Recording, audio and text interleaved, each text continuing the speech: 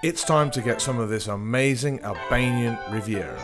We're TJ&B Travelling and we're already one day into our 3-day trip with beautiful Albania tours. If you haven't watched already, our last video was our first day travelling from Tirana to Saranda, taking in all the stunning sights along our way. And now we're here, we're going to show you our final 2 days of this amazing trip, taking in the beaches, history and more. And we'll finish by giving our opinion on whether the whole tour itself was worth it compared to just getting some info and winging it. Come and join us. This is our second day here in Saranda. We're supposed to get a tour in a boat to see other different beaches, but it's going to be too stressful because we had already a very busy day yesterday, so we just want to have a more kind of relaxed day today. It takes things a bit slower. We just find another beach here. I'm going to put a name below, and we paid 15 euros for these 2 chairs and the umbrella. I guess this beach is owned by a bunch of different hotels, so we had the option of a few different places. We chose this one just because it was the least busy of them, by the water. It is actually by the water. By crystal clear water. Another thing, I thought that a sandy beach is always preferred over a stony beach. I'm beginning to change my mind with that because it's actually really convenient just to put your stuff down on the stone. Yeah, we just not worry about it being bottles dirty. or bags, everything. Yeah, you don't have to worry about it all being dirty and having to clean up. So we still have another site that we're going to go to this afternoon, hopefully. But today, this morning, it's all about.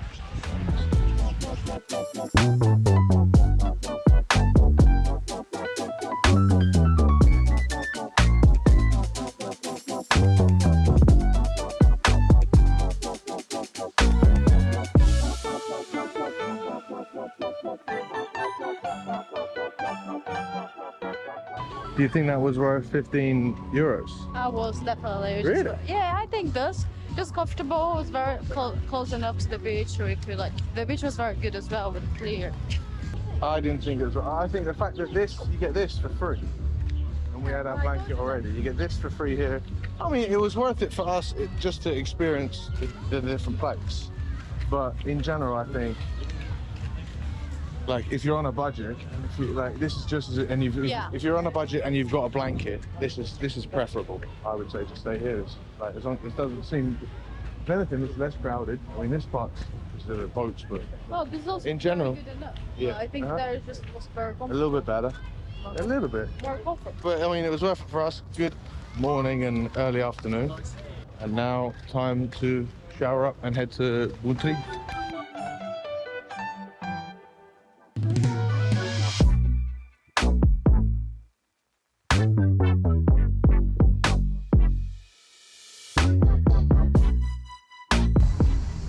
Shouldn't you take the Spanish one? Yeah, because in Brazil we speak Spanish, apparently.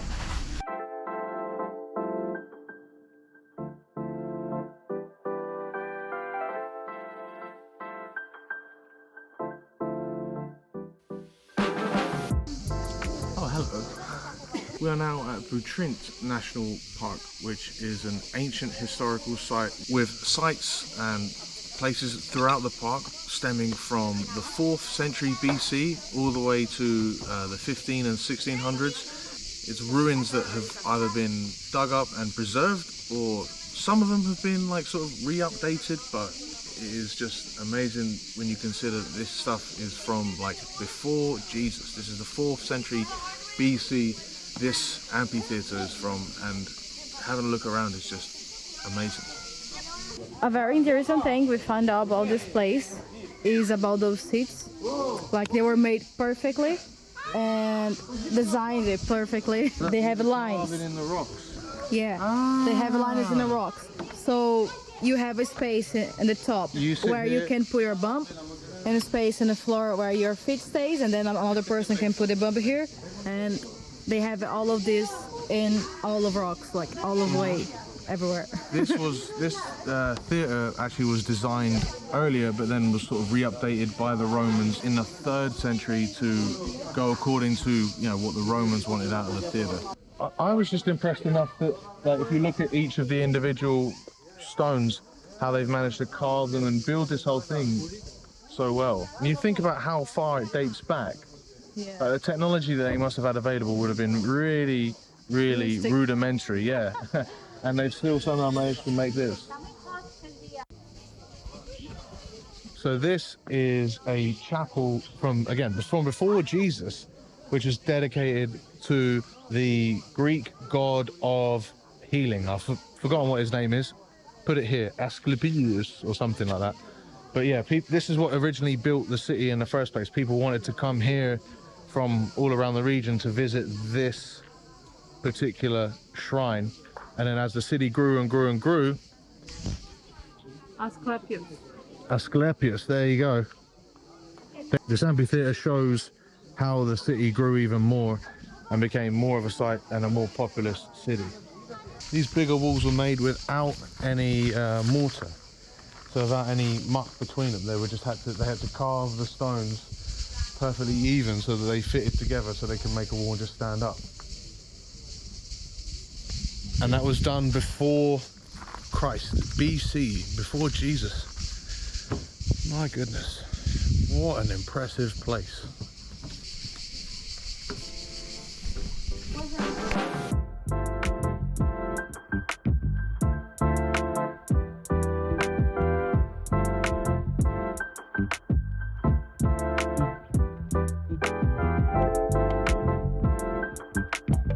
So it's interesting here because you're getting educated as you go through. The reason why this place is quite interesting is because it signified that this town was rather prosperous and had a decent amount of wealth to it and people coming here because they divided the city up into several different insulae, which are like equal-sized areas, all for people to stay within and operate within. This part of it exactly, they don't know what it was for, but they know that they've seen similar sites around the place, which indicate that the Romans had built some insulae around the place. This exact place, they don't know what they used it for, but they suspect it might have been a gym for this insulate, which of course is perfect for us. This signifies the edge of the city, quite literally the city walls or the city limits that would have been right up against the water back in the day. Amazing how they've still held up. Imagine some fella built this 2,000 years ago. Someone put this together.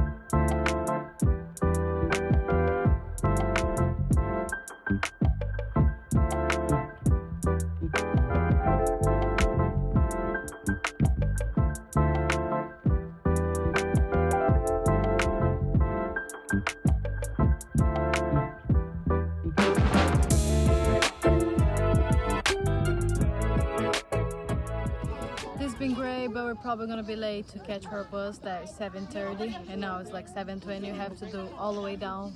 I hope we made it. We're gonna make it. Oh my god, and we got dinner reservations. Let's go. Our reservations are a really cool vegan restaurant in Saranda. So I'm a little bit worried that we're gonna miss it because this place is supposed to be special. And if we don't get our bus, this place is only by reservation. If we lose our table and if we don't get there, I'll be upset.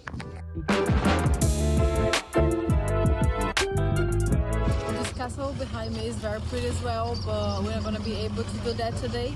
And this also isn't part of this one here. Like you have to pay a ticket apart, and to get there, you just wait there while a couple of ticketers are waiting.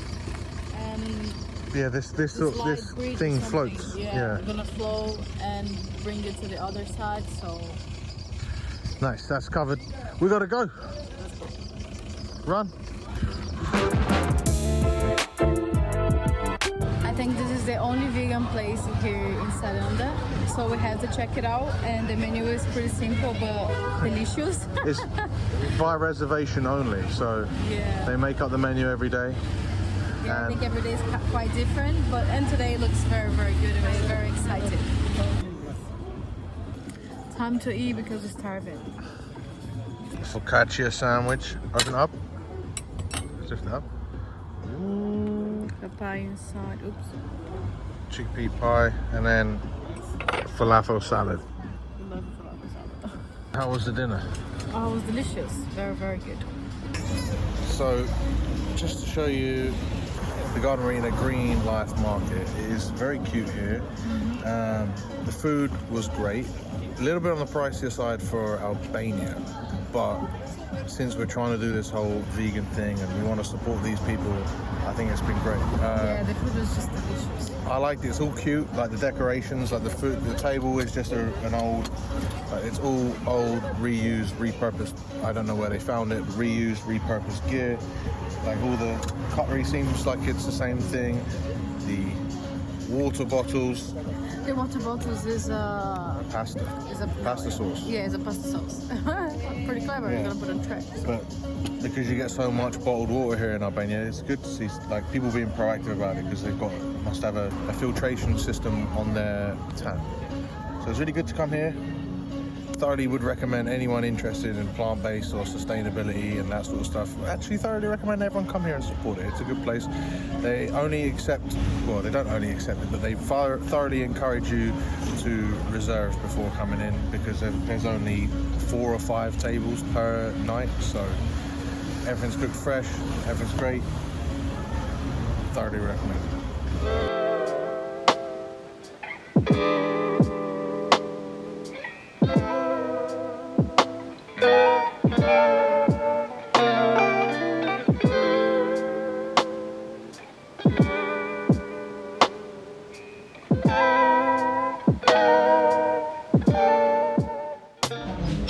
Good morning.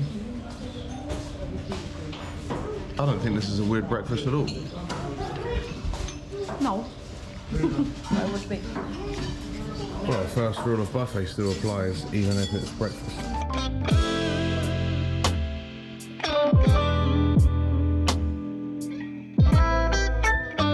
Last day of our trip, and we're going to Ksamil beach, which is like 15 minutes by drive from here. And it's like just a paradise. Apparently it's the best around. This is what we were waiting for, so very excited.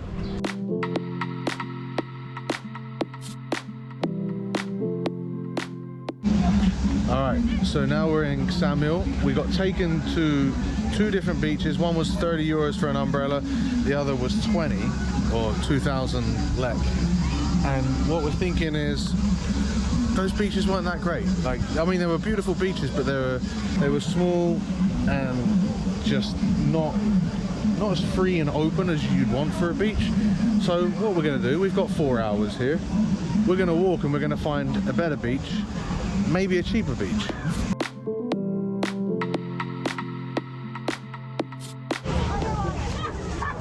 This beach isn't that bad. But I still personally don't like the fact that you're stuck within the docks. Much better, but too many kids.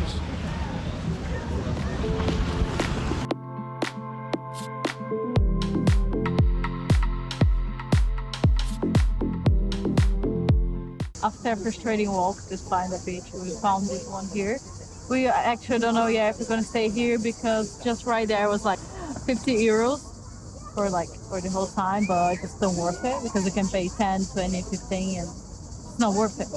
And we'll see, well, we're gonna wait someone to come here and then we're gonna see if the price is worth it. Well deserved relaxing time.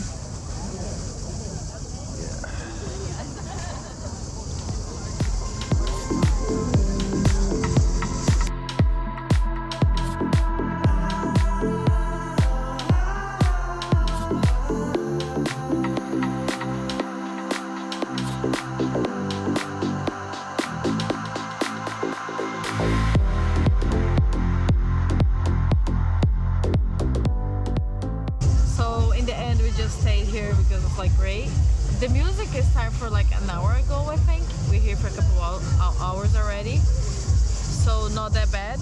Music is a bit loud. We paid 2,000 lek to stay with these two chairs. More expensive than the other places, but Yeah. probably still worth it. You're going to see that Ksamil has nowhere available that's like just a casual beach or a public beach that's not packed with umbrellas and stuff. So I guess this is what happens when you come in the high season, where in July or August or June or maybe even September, it's going to be, Ksamil is a beautiful beach, but it is a busy beach.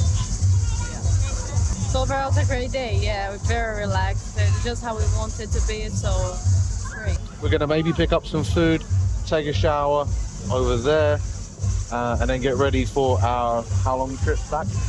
About 5 to 7 hours. Yeah, our long road trip back to Tirana. Let's go. End of our trip, we're gonna give our reviews about the 3 days we spent with beautiful Albania. Okay, completely unedited. We're not reading off a script here. We have to just figure out as we go along what we thought about the trip. Firstly, the bus. The convenient, but like small, right? Yeah, I think it'd be a little bit more comfortable because they say they would be. Okay, next. What do you think about our time in Gjirokasta? I think you were too in a rush. Yeah, that whole first day was The a bit first rushed. whole day, it wasn't a rush. We couldn't experience deep anything because everything's just like, oh, let's do this and go to the next. Let's go this, take a picture, go to the next. This is not how we like to explore. It made for a nice YouTube video. If you haven't seen part 1, here it is. But yeah, I agree. The thing that we done well was in the second day and the third day, we just done our own thing. Yeah, actually, it's true. Butrint, we got to explore and actually enjoy it. Yeah. And we still felt like we got a lot done. Yeah, we done a lot of things nicely. on Saturday, and at the same time it was relaxing in our own time, so that was great. Yeah, that's more our style of exploring. Not doing as much as possible in a special time, but doing whatever we can and making the most out of each thing that we do, rather than doing as many things in each moment. And I would say I love the Saranda. It's very nice, it's clean, it's organized, but I think I didn't like Ksamil as much because high season was crazy there. Yeah, it was so busy. Too much, right? Yeah, it was just too much for us, and it would go back, but just if it's low season, I wouldn't go back there. I think if we go back, we'd go back to Saranda anyway and just Yeah. spend a longer time in Saranda. We really appreciate that place. Definitely. So would we do it all as a tour again?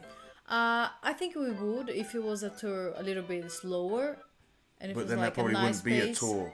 You know what I Yeah. mean? So I guess we'd have to just organise our own tour. Yeah, That's and how just we do maybe get a transport, something like this. Yeah. I mean, you didn't even touch on how bad that transport was on the way back with the loud party, 5 hours loud party. So, I don't know, good fun, but not the best way to explore everything that there is to explore in Albania.